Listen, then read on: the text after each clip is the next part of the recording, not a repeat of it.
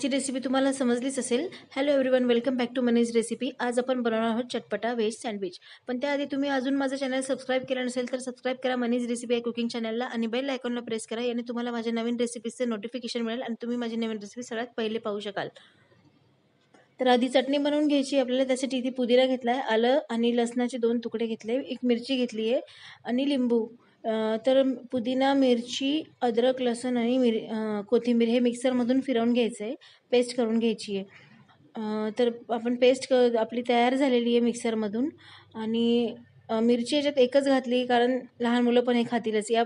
त्यानंतर यामध्ये आपल्याला थोडं मीठ घालायचं आहे आणि जे लिंबू आपण ठेवलं होतं ते आपल्याला याचा लिंबूचा रस पिळून घ्यायचा आहे। याने तुमची चटणी काळी पडणार नाही, त्यामुळे लिंबू पिळायचं असं पण ते थोडं चटपट आहे म्हटल्यावर ते छानच लागतं लिंबू पिळल्यानंतर। तर अशा प्रकारे चटणी आपली बनवून तयार आहे। आता आपण भाज्या ज्या अवेलेबल आहे त्याच घेतल्या मी घरात, तुम्ही एक्स्ट्रा अजून याच्यात ॲड करू शकता। काकडी घेतली मी इथे, कांदा घेतला आहे, टमाटर घेतला आहे आणि अशी लंबी लंबी काकडी कापून घेतलेली आहे। चाट मसाला घेतला, सॉस घेतला, ब्रेडचे स्लाइस घेतले आणि बटर तर आपल्याला लागणारच आहे। तर ब्रेडला आपण बटर लावून घेतलेलं आहे आणि पूर्ण चारही ब्रेडला बटर लावून घ्यायचे। बरेच जण असं करतात की खालच्या बेसलाच फक्त चटणी आणि बटरची कोटिंग लावतात, पण आज शक्यतो मी नेहमीच वरच्या ब्रेडला पण लावते, अजून थोडी टेस्ट जास्त वाढते। तर सॉस लावून घेतला आपण सगळ्या ब्रेड्सला। त्यानंतर व्यवस्थित स्प्रेड करून घ्यायचा। जी आपण चटणी बनवली होती ती आता पूर्ण स्लायसेसला ब्रेडच्या लावून घ्यायची। तुम्ही एकदा हे नक्की करून बघा। वरच्या पण जे आपण वरतून जे ब्रेड ठेवतो सँडविचवर त्याला पण लावायची, पुढं दाखवणारच मी व्हिडिओमध्ये। तर चटणी पण आपली चटणी आणि सॉस टोमॅटो दोन्ही लावून झालेला आहे। आता त्यावर आपण ज्या कांदा ठेवायचा आहे। तुम्ही याच्यावर उकडलेला बटाटा, शिमला मिरची, बीट ॲड करू शकता, अजून याची टेस्ट वाढेल। पण नसेलच काही घरात तर ह्या पण छानच लागतात। ते बेसिक सँडविच आहे हेच भाज्या किंवा हे बेसिकच हे सँडविचचं, काकडी, कांदा आणि टोमॅटो। तर काकडी पण मी लंबी कापून घेतली, म्हणजे पीसेस कट केले की बरोबर ते एका पीसमध्ये काकडी टमाटर राहतं, एका पीसमध्ये नाही राहत, तसं होत नाही। अशा प्रकारे काकडी लंबी कापायची आणि टमाटर पण मी ह्याच टाईपनी कापते, म्हणजे मग पीसेस जेव्हा क्रॉस कट होतात तेव्हा ते एका साईडला सगळे पीसेस जात नाही, दोन्ही पीसमध्ये इव्हनली काकडी टमाटर सगळे नीट बसलेले असतात। तर त्यावर नंतर चाट मसाला टाकून घ्यायचा आहे आणि सँडविच सगळ्या याच्यावर टाकून घ्यायचं आहे आणि सँडविच तुमचं बनवून तयार आहे। आता याला तुम्ही तव्यावर भाजू शकता किंवा सँडविच मेकरमध्ये पण याला बनवू शकता।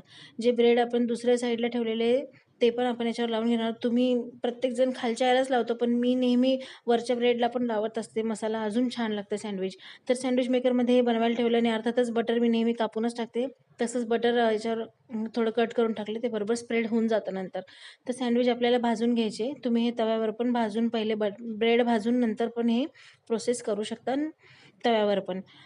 तर आता सँडविच आपले पूर्ण ब्राऊन कलरचे भाजून झालेले आहे आणि बटर पण तुम्ही बघू शकता पूर्ण स्प्रेड झालं आहे सगळीकडे।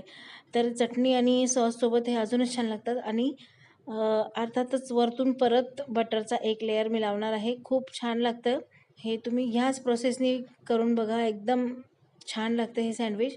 आणि बटर पीसेसला लावून झाल्यानंतर त्यावर अजून थोडीशी जी चटणी आपण बनवून घेतलेली आहे ती पण मी इथे सँडविचला लावून घेणार आहे। तर आपलं सँडविच पूर्णपणे बनवून तयार आहे एकदम, आणि ते चटपट आहे म्हणून चाट मसाला आपण टाकलेलाच आहे याच्यावर। या पूर्वीच्या व्हिडिओमध्ये मी जे सँडविच दाखवलं होतं ते एकदम लहान मुलांसाठी लाईट होतं, पण ते आपल्याला पण खायला चीज तसं खूप छान लागतं, ते चीज आणि बटरचंच होतं ते फक्त सँडविच। पण हे पण त्याच्यापेक्षा अजून छान लागतं आणि हे मिरची लहान मुलांना खाऊ घालायचं असेल तर मिरची थोडी चटणीमध्ये कमी वाटायची आणि तुम्ही लहान मुलांना पण हे देऊ शकता खायला। तर सँडविच मला बघून कंट्रोल होत नाही, आता मी एक घास खाऊन टेस्ट करून बघणार आहे की सँडविच कसं झालेलं आहे। दिसायला तर खूप छान दिसते ते आणि एकदम भाजल्या पण खूप छान गेलेलं आहे आणि दाखवते मी तुम्हाला, असं कुरकुर क्रिस्पी पण झालं आहे ते असं। तर आता मी टेस्ट करून बघते सँडविच, खूप छान झालं आहे। चटणी एकदम छान लागते, एकदम भन्नाट झाली याची टेस्ट। तर तुम्ही रेसिपी नक्की करून बघा, आवडल्यास लाईक, कमेंट, शेअर करा। तोपर्यंत भेटू एक पुढच्या नवीन रेसिपीसोबत। Bye bye.